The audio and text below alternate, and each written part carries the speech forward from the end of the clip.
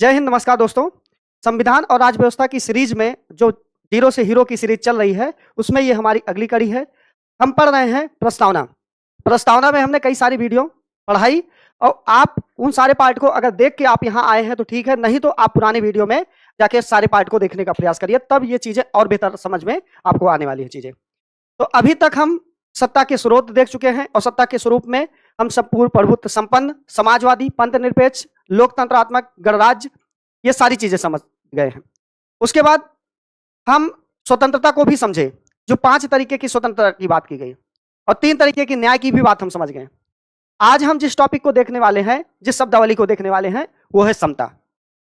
तो जैसे कि आपको पता है कि प्रस्तावना में 2 प्रकार की समता की बात की गई है, एक प्रतिष्ठा की और एक अवसर की। इन दोनों का क्रम भी याद करने के लिए सबसे अच्छा तरीका क्या है? पास से पहले प्रतिष्ठा और उसके बाद अवसर की समता बाद में। तो हम आज देखने वाले हैं जो प्रस्तावना में समता की बात की गई है, उस समता के बारे में हम समझने का प्रयास करते हैं। तो समता 2 तरीके की, प्रतिष्ठा और अवसर की समता है। और आप जानते हैं कि प्रस्तावना में जो समता की बात की गई है, उसका तात्पर्य यही है कि किसी भी जाति, धर्म, लिंग, समुदाय के हैं आप, तो आपके साथ किसी तरीके से असमानता नहीं की जाएगी। सभी व्यक्तियों को समान तरीके से ट्रीट किया जाएगा। सभी लोग को समान प्रतिष्ठा, समान अवसर, चाहे नौकरी की बात हो, चाहे मान सम्मान की बात हो। तो ये नहीं कहेंगे कि हाँ आप फला जाति को हो, आप फला धर्म के हो, आप फला लिंग के हो। ये सभी जातियों, सभी धर्म, सभी लिंगों का देश है। तो यही किसी किसी के साथ यहां पर भेदभाव नहीं किया जा सकता। लेकिन भारत में एक ऐसा मंदिर था कि जहां पर महिलाओं के साथ भेदभाव हो रहा था, और वो दक्षिण भारत के केरल राज्य में बसा एक मंदिर है, रामप्पा मंदिर। तो वहां पर यह कहा गया कि महिलाएं उस मंदिर में नहीं जा सकती हैं। वो महिलाएं जो 12 साल से ऊपर की हैं और जब तक उनकी मेंस्ट्रुएशन साइकिल यानी मासिक धर्म जो आता है उनको, और जब तक आ रहा है, वो महिलाएं वहां पे नहीं जा सकती। तो ये कई सारी महिलाओं के विरोध के बाद, क्या भगवान वो हमारे नहीं है? जब इसकी सूचना कोर्ट तक पहुंचती है, सुप्रीम कोर्ट तक, तो ये मामला जब कोर्ट चला जाता है, तो कोर्ट ने एक अपने वाद में इंडियन यंग्स लॉयर एसोसिएशन बनाम भारत संघ में यह बताया कि कोई भी धार्मिक अनुष्ठान किसी जात, किसी धर्म, किसी लिंग से ऊपर उठ के नहीं हो सकता है और समानता से ऊपर नहीं उठ के हो सकता है। तो इसी सब चीज को ध्यान में रखते हुए सुप्रीम कोर्ट के एक जज में, एक वाद में, जिसे हम इंडियन यंग्स लॉयर एसोसिएशन बनाम केरल राज्य 2018 में, इस वाद में यह कहा गया कि कोई भी धार्मिक अनुष्ठान समानता से ऊपर नहीं हो सकता, किसी महिला की समानता से ऊपर नहीं हो सकता। यानी अगर मंदिर है तो मंदिर में महिलाएं जा सकती हैं। उस चीज को आप क्यों अपवित्र मानते हैं जहां से सारी सृष्टि का जन्म हुआ है? अगर महिलाएं इस फेज से नहीं गुजरेंगी तो क्या कोई जन्म ले सकता है? तो ऐसे बहुत तरीके से सुप्रीम कोर्ट ने अपने न्याय में, अपनी सारी चीजों में समझाया और यह कहा 2018 के वाद के बाद कि अब इस मंदिर में महिलाएं भी जा सकती हैं, चाहे उनकी मेंस्ट्रुएशन साइकिल स्टार्ट है और चाहे नहीं स्टार्ट है। तो यह है हमारा समता। और समता में इन्हीं दोनों को अवसर मानते हुए कि यहां पर महिलाओं को वंचित किया जा रहा है, उस अवसर से उनके प्रतिष्ठा को, मान सम्मान को ठेस पहुंचाया जा रहा है, इसको आधार मान के सबरीमाला वाद में क्या किया गया? कहा गया कि मामले में सर्वोच्च न्यायालय ने एक स्पष्ट संवैधानिक रेखा खींची और कहा कोई भी धार्मिक अनुष्ठान समानता से ऊपर नहीं हो सकता है। और प्रस्तावना में निहित स्वतंत्रता, समानता के आदर्शों के आधार पर न्यायालय में सदियों पुरानी परंपरा को समाप्त करते हुए धार्मिक बहिष्कार को असंवैधानिक कर दिया। यानी कि समता, चाहे कोई महिला है, पुरुष है, हमारा संविधान इस चीज के लिए हमें खुली छूट देता है कि आपके साथ कहीं भेदभाव हो रहा है तो कोर्ट, संविधान आपके साथ है। और जो कि आपने देखा कि बहुत दिन से यह मामला चल रहा है, सदियों पुराने से यह परंपरा चलती आ रही है, उस महिलाओं को उस मंदिर में जाने की इजाजत नहीं। लेकिन इस वाद के बाद महिलाओं का आना जाना उस मंदिर में हो जाता है। लेकिन सिद्धांत और व्यवहार की बात अलग है। अभी भी कुछ लोगों के द्वारा रोका जाता है, परेशान किया जाता है। लेकिन अगर कानूनन देखा जाए तो कानून हमको इस चीज की इजाजत देता है, वो रोक नहीं सकता कोई।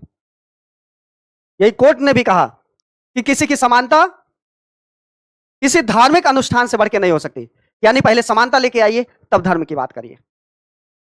तो यह है हमारी अगली शब्दावली जो समता से संबंधित है, और समता दो प्रकार की है, यह चीज भी जानना। अब आइए अगली शब्दावली जो है एकता और अखंडता, यह हम समझने का प्रयास करते हैं कि एकता क्या है और अखंडता क्या है। एकता एक मनोवैज्ञानिक संकल्पना है, यानी जब हम मन से भारत के सभी धर्मों के लोगों को समान आदर समान व्यवहार के साथ अपने साथ जुड़ने की बात करते हैं तो वो एकता होती है। यानी जब हम ये नारा देते हैं हिंदू मुस्लिम सिख ईसाई आपस में सब भाई भाई का नारा देते हैं तो वो हम एक होने का काम करते हैं, हम मन से एक होने का काम करते हैं कि पहले हम जाति नहीं देखेंगे, हम धर्म नहीं देखेंगे, सबसे पहले हम देखेंगे कि हम एक भारतीय हैं और भारतीय होने के नाते हम सभी लोग एक हैं। कभी युद्ध होता है, कहीं विदेशों में हम रहते हैं तो हमारी पहचान किससे बनती है? क्या कोई धर्म बता के, क्या कोई जात बता के, क्या कोई लिंग बता के? नहीं, सबसे पहले हम कहते हैं कि हम भारत देश के निवासी हैं। तो जो एकता है ये हमारे अंदर वो एक मन की भावना है, एक मनोवैज्ञानिक संकल्पना है। और जबकि उसी भावना से मिलता जुलता अखंडता जो है वो एक भौगोलिक संकल्पना हो जाती। एक जियोग्राफिकल कंडीशन की वजह से हम क्या होते हैं? हम कहते हैं हम एक अखंड भारत के क्या हैं? एक नागरिक हैं। तो अखंडता एक भौगोलिक संकल्पना है। कैसे? कि भारत के जमीन का कोई 1 इंच का टुकड़ा भारत के मर्जी के बगैर कोई ले नहीं सकता, चाहे जैसे भी करके हम उसको बचाने की कोशिश करते हैं। तो भारत के जमीन का टुकड़ा कोई भी 1 इंच इधर उधर नहीं कर सकता। वो क्या दिखाता है? कि हम एक अखंड भारत में रह रहे हैं और उसके साथ कहीं किसी तरीके से खिलवाड़ नहीं की जाती है। और वो अखंड भारत किससे बनता है? भारत की भूमि से, जो 28 राज्य 8 यूनियन टेरिटरी से मिलकर बनता है हमारा। तो यह है हमारे एक अखंड भारत जो कैसी संकल्पना है? एक भौगोलिक संकल्पना है। ये दोनों सवाल पूछे गए हैं। एकता कैसी संकल्पना है? तो मनोवैज्ञानिक। अखंडता एक भौगोलिक संकल्पना, यानी उस जमीन का कोई भी 1 इंच का टुकड़ा भारत से अलग नहीं होगा और ना कोई कर सकता है। ये एक अखंड भारत को दिखाता है। और जो जमीन के बंटवारे को लेकर यह संकल्पना आई, ये जोड़ा कब गया? 42वां संविधान संशोधन के द्वारा 1976 में जो 3 शब्द जोड़े गए, समाजवादी, पंथ निरपेक्ष, अखंडता, ये 42वें संविधान संशोधन के द्वारा जोड़े गए। ये तीनों सवाल आपकी परीक्षा में पूछे गए। ये तीनों शब्दों के बारे में पूछे गए, अलग अलग पूछा गया। कभी समाजवाद के बारे में पूछा गया, कभी पंथ निरपेक्ष के बारे में पूछा गया, कभी अखंडता के बारे में पूछा गया, कभी तीनों को एक साथ मिला के पूछा गया। और सबका सवाल का जवाब एक ही है, 42वां संविधान संशोधन 1976 के माध्यम से ये तीनों शब्द संविधान की प्रस्तावना में ऐड किए जाते हैं। आगे फिर आता है संविधान को लास्ट में जो शब्दावली हम पढ़ते हैं, अंगीकृत, अधिनियमित, आत्मार्पित। अंगीकृत का मतलब हम जो संविधान सभा के द्वारा, संविधान निर्माता के द्वारा जो संविधान बनाया गया, हम उसको क्या करते हैं? हम स्वीकार करते हैं। और जो उनके द्वारा उस संविधान की किताब में जो नियम कानून बनाया गया, उस नियम कानून को हम लोग क्या करते हैं? हम अपनाते हैं, हम मानते हैं, हम उन्हीं के आधार पे हम चलने का प्रयास करते हैं। वो है अधिनियमित। और आत्मर्पित मतलब हम उसको स्वीकार करते हैं, वो सारी चीजों को हम स्वीकार कर लेते हैं, वो है आत्मर्पित। यानी अंगीकृत, अधिनियमित, आत्मर्पित, स्वीकार करना, नियम कानून मानना और उसको आत्मसात करना, ये है हमारे तीनों शब्दों का मतलब। तो आई थिंक संविधान की प्रस्तावना के जो सारे कीवर्ड हैं, सारी शब्दावली हैं, उनको हम समझने का काम किए। अभी भी कोई शब्दावली, कोई चीज अगर आपको अभी भी नहीं समझ में आ रही तो आप कमेंट करके जरूर उसका जवाब मांग सकते हैं, ले सकते हैं कि सर ये चीज हमारी समझ में नहीं आई। आइए आगे हम देखने का काम करते हैं। उसके बाद बहुत सारे केस आए हैं प्रस्तावना के, कि प्रस्तावना क्या संविधान का भाग है? कौन से वाद में, कौन से केस में संविधान की प्रस्तावना को संविधान का भाग माना गया और कौन से वाद में इसको नहीं माना गया, ये सारी चीजें हम पढ़ने वाले। तो सबसे पहला जो केस आता है बेरूबारी केस 1960 में, इस केस में प्रस्तावना को संविधान का भाग नहीं माना जाता है। सुप्रीम कोर्ट ने कहा कि संविधान की प्रस्तावना संविधान का भाग या संविधान का अंग नहीं है। उसके बाद फिर गोलकनाथ बनाम पंजाब राज्य आता है।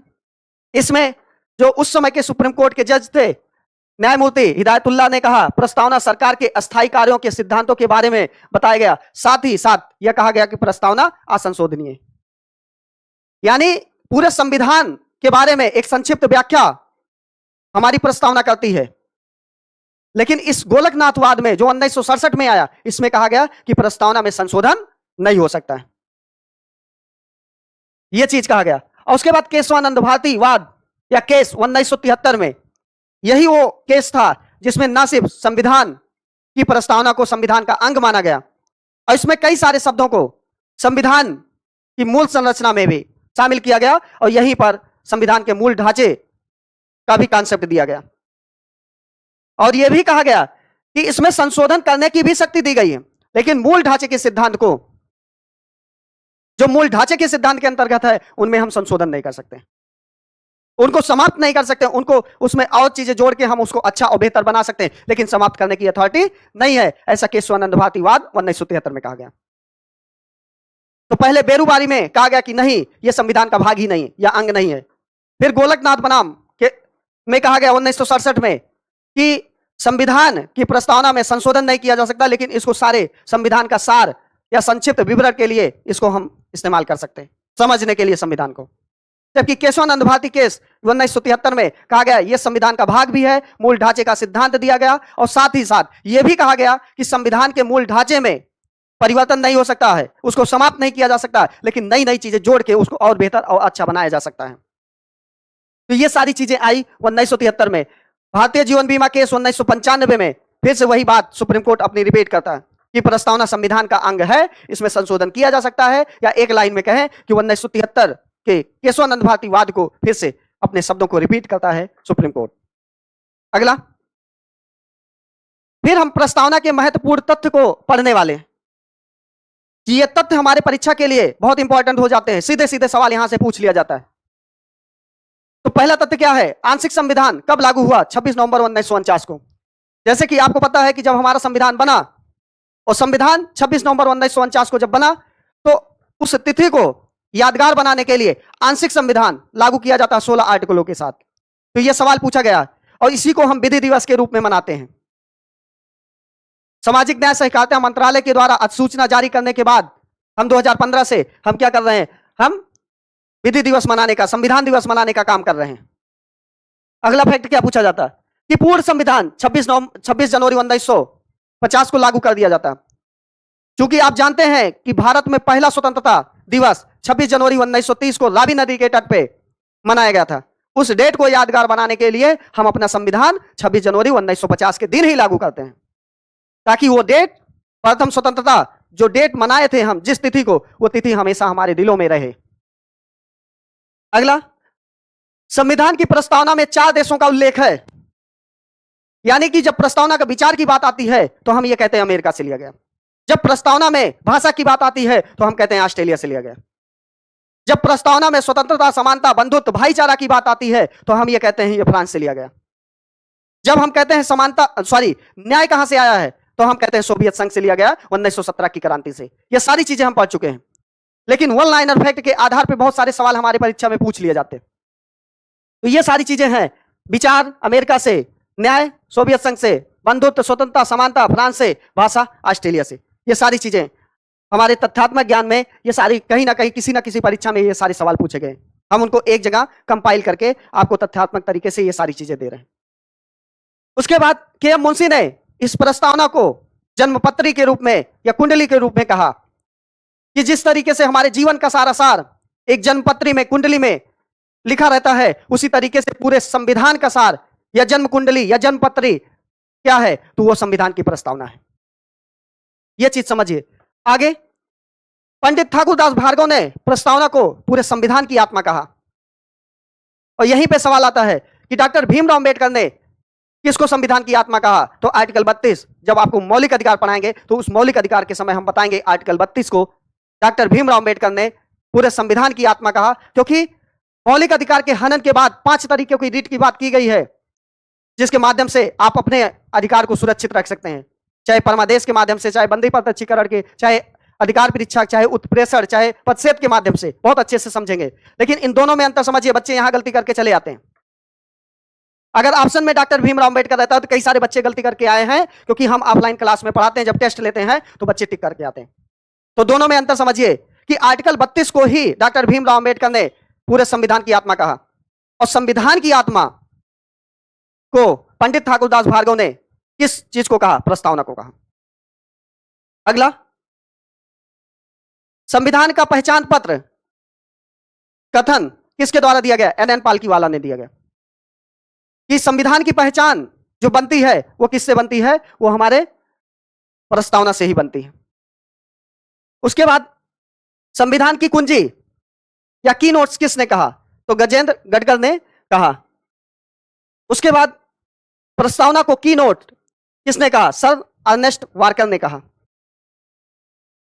अगला 13 दिसंबर 1946 को पंडित जवाहरलाल नेहरू के द्वारा जो उद्देश्य प्रस्ताव संविधान सभा में पेश किया जाता है, तो वही उद्देश्य प्रस्ताव 22 जनवरी 1947 को स्वीकार करने के बाद यही हमारी उद्देशिका बन जाती है।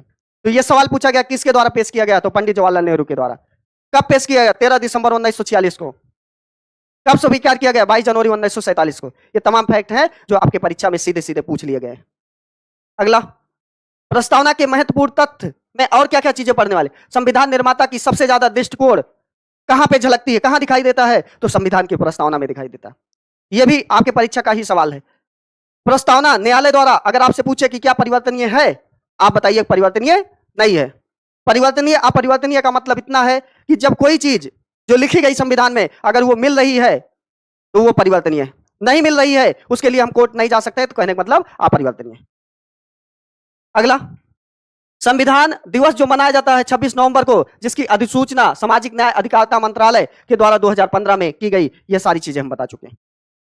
उसके बाद गांधी और मार्क्स दोनों ही वर्ग विहीन राज्य विहीन समाज की स्थापना पर बल देते हैं। यही गांधी और मार्क्स दोनों एक हो जाते हैं, एक सोच हो जाती है उनकी, केवल एक बूंद पर।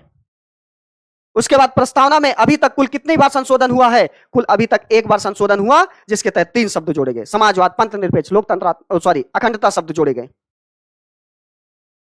तो ये हमारी प्रस्तावना में हम चाहे सत्ता के स्रोत पढ़े हैं, चाहे सत्ता के स्वरूप पढ़े हैं, चाहे सत्ता का उद्देश्य पढ़े हैं, चाहे महत्वपूर्ण केस देखे हो, चाहे आप महत्वपूर्ण शब्दावली देखे हैं, एक एक शब्दावली को बहुत अच्छे से समझाने का प्रयास किया गया। और उसके बाद लास्ट में हम प्रस्तावना के महत्वपूर्ण तथ्यों पर भी विचार कर चुके हैं। अब केवल एक चीज बचती है कि इससे संबंधित महत्वपूर्ण प्रश्नों को भी करा दीजिए सर। तो वो प्रश्न भी कराएंगे आपसे, लेकिन वो हमारे अगले पार्ट में होगा। जो 20-25 अच्छे सवाल हैं जो आज तक विभिन्न परीक्षाओं में पूछे गए हैं, वो सवालों को भी हम देखने का काम करेंगे। तो मिलते हैं अपने नेक्स्ट सेशन में, तब तक के लिए जय हिंद, जय भारत।